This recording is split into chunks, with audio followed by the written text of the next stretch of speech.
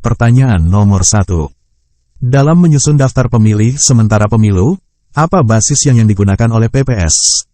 Jawab, daftar pemilih sementara disusun oleh PPS berbasis domisili di wilayah rukun tetangga. Pertanyaan nomor 2. Berapa lama PPS menyusun daftar pemilih sementara pemilu? Jawab, paling lambat 1 bulan sejak berakhirnya pemutahiran daftar pemilih.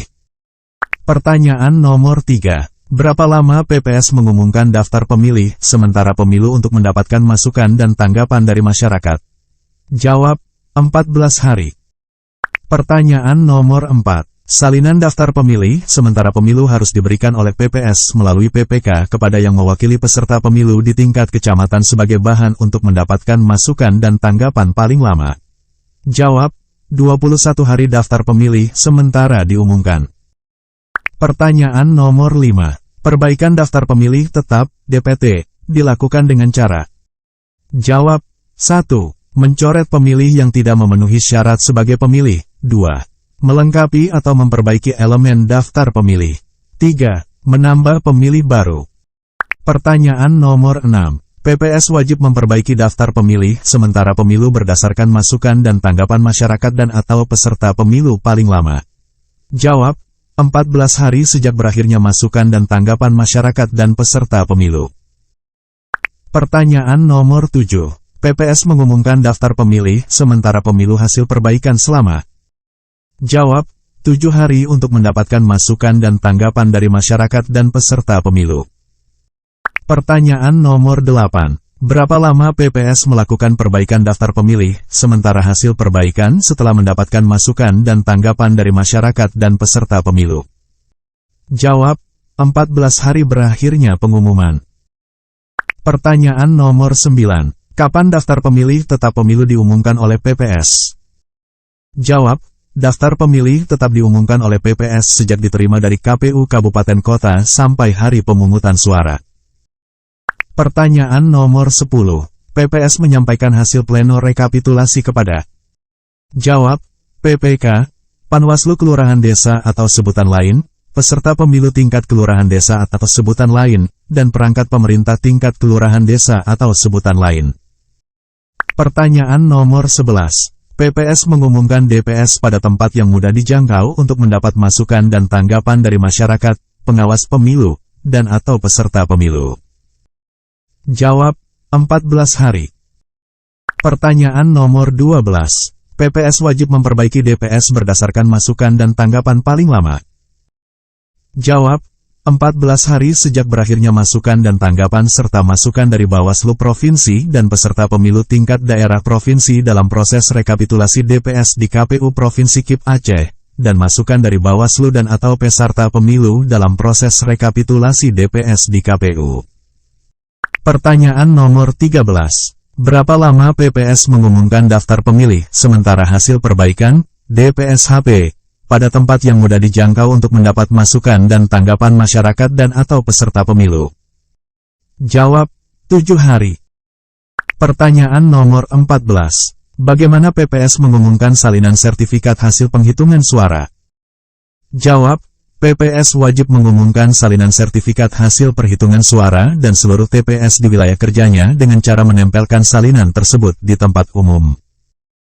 Pertanyaan nomor 15. Masyarakat, pengawas pemilu, dan atau peserta pemilu dapat menyampaikan masukan dan tanggapan terhadap daftar pemilih sementara, DPS, selama. Jawab, paling lama 21 hari sejak DPS diumumkan oleh PPS. Pertanyaan nomor 16.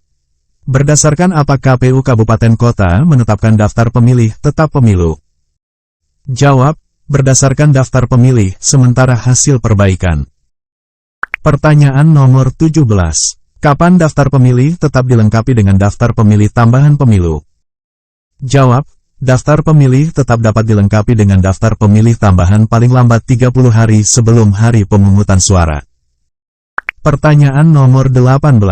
Kapan masa pendaftaran bakal pasangan calon presiden dan wakil presiden?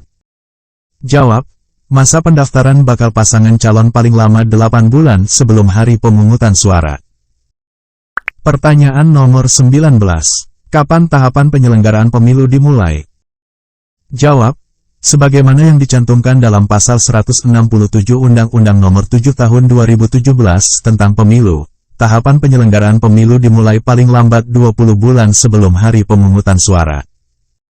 Pertanyaan nomor 20. Berapa jumlah tahapan pemilu menurut Undang-Undang Nomor 7 Tahun 2017 tentang Pemilu? Jawab, 11 tahapan. Pertanyaan nomor 21. Keputusan untuk dilaksanakan atau tidaknya pemungutan suara ulang karena alasan-alasan yang dibenarkan oleh Undang-Undang Pemilu diterbitkan oleh. Jawab, keputusan KPU Kabupaten Kota yang bersangkutan. Pertanyaan nomor 22. Siapakah pihak yang menjadi pantarli dalam proses pemuktahiran data pemilih? Jawab, pantarli terdiri atas perangkat kelurahan desa, rukun warga, rukun tetangga, dan atau warga masyarakat. Pertanyaan nomor 23. Apa nama daftar pemilih yang dimuktahirkan setelah pilkada dan pemilu untuk pemilu berikutnya? Jawab, daftar pemilih berkelanjutan. 24. Berapa jumlah surat suara yang dicetak untuk pemilu? Jawab, berdasarkan Pasal 344 Undang-Undang Nomor 7 Tahun 2017, jumlah surat suara yang dicetak sama dengan jumlah pemilih tetap ditambah dengan 2% dari jumlah pemilih tetap sebagai cadangan, yang ditetapkan dengan keputusan KPU. Pertanyaan nomor 25. Berapa jumlah pemilih pemilu untuk setiap TPS? Jawab, Pasal 350 Undang-Undang Nomor 7 Tahun 2017 tentang Pemilu menyatakan, pemilih untuk setiap TPS paling banyak 500 orang. Pertanyaan nomor 26. Apakah PPS mengumumkan salinan sertifikat hasil penghitungan suara?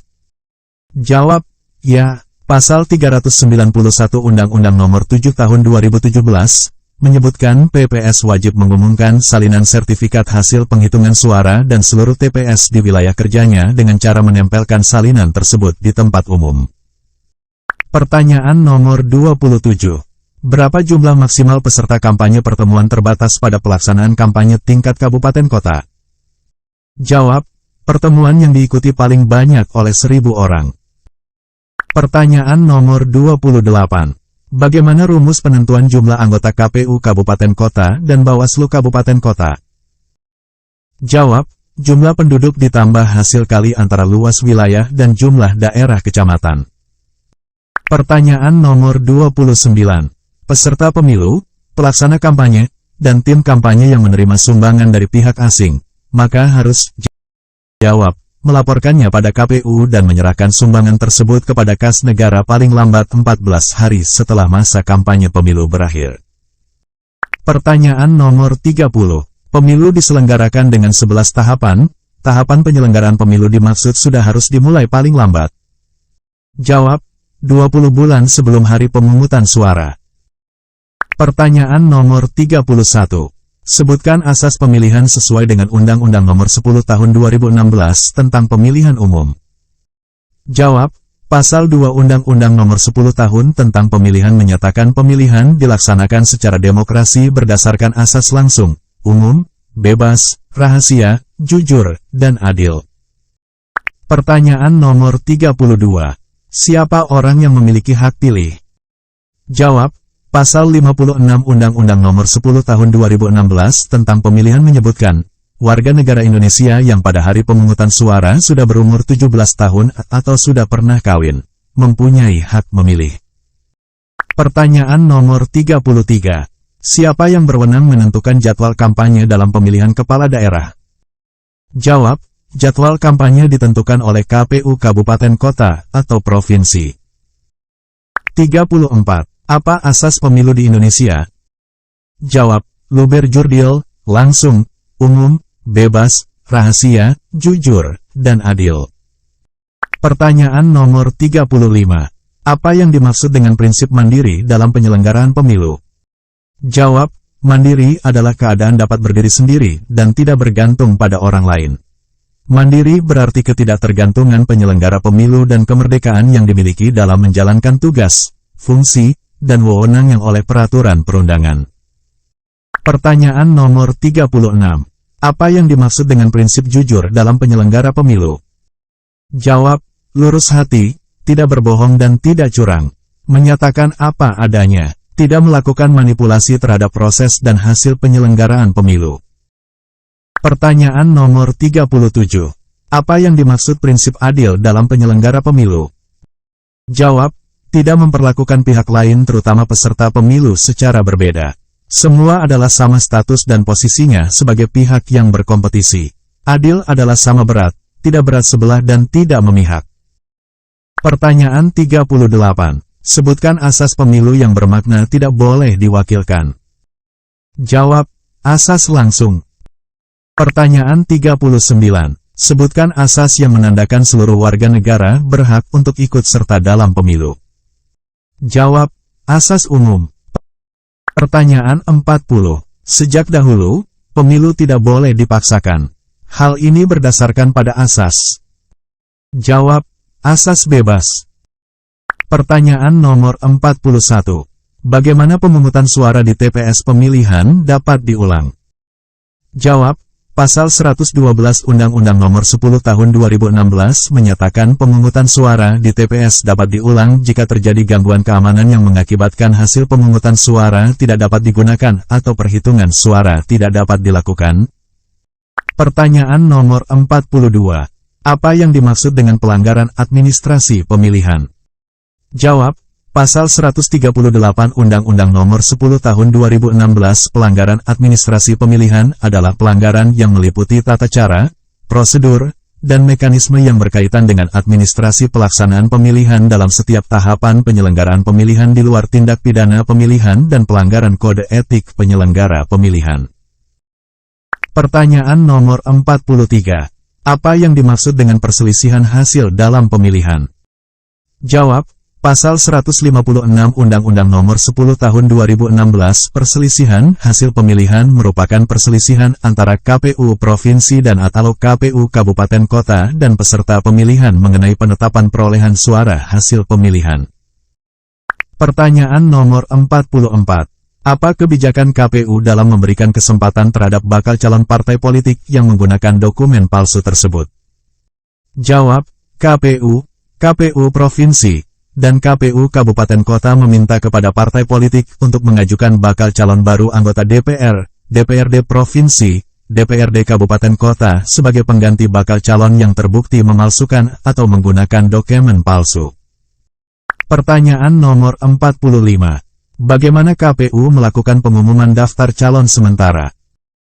Jawab, daftar calon sementara anggota DPR, DPRD Provinsi, dan DPRD Kabupaten Kota diumumkan oleh KPU Provinsi, dan KPU Kabupaten Kota, paling sedikit di satu media massa cetak harian dan media massa elektronik nasional, dan satu media massa cetak harian dan media elektronik daerah serta sarana pengumuman lainnya selama 5 hari. Pertanyaan nomor 46. Berapa lama KPU melakukan verifikasi terhadap calon pengganti? Jawab, KPU Provinsi, KPU Kabupaten Kota melakukan verifikasi terhadap kelengkapan dan kebenaran dokumen persyaratan administrasi pengganti calon anggota DPR, DPRD Provinsi, dan DPRD Kabupaten Kota paling lama 3 hari setelah diterimanya pengajuan pengganti calon dan daftar calon sementara. Pertanyaan nomor 47. KPU Pusat, KPU Provinsi, KIP Aceh dan KPU Kabupaten Kota mengumumkan tata cara dan prosedur pengajuan bakal calon anggota DPR, DPRD Provinsi, dan KPU Kabupaten Kota melalui. Jawab, media cetak, media elektronik, dan atau lama KPU Provinsi, KIP Aceh dan KPU, KIP Kabupaten Kota selama 3 hari.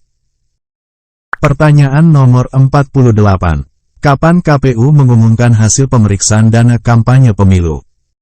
Jawab, KPU Provinsi, KPU Kabupaten Kota mengumumkan hasil pemeriksaan dana kampanye pemilu kepada publik paling lambat 10 hari setelah diterimanya laporan hasil pemeriksaan. Pertanyaan nomor 49. Berapa lama KPU menetapkan hasil pemilu secara nasional? Jawab, KPU menetapkan hasil pemilu secara nasional dan hasil perolehan suara pasangan calon, perolehan suara partai politik untuk calon anggota DPR, dan perolehan untuk calon anggota DPD paling lambat 35 hari setelah hari pemungutan suara. Pertanyaan nomor 50. Berapa lama KPU Provinsi menetapkan hasil pemilu di provinsi? Jawab, KPU Provinsi menetapkan hasil perolehan suara partai politik untuk calon anggota DPRD Provinsi paling lambat 25 hari setelah hari pemungutan suara.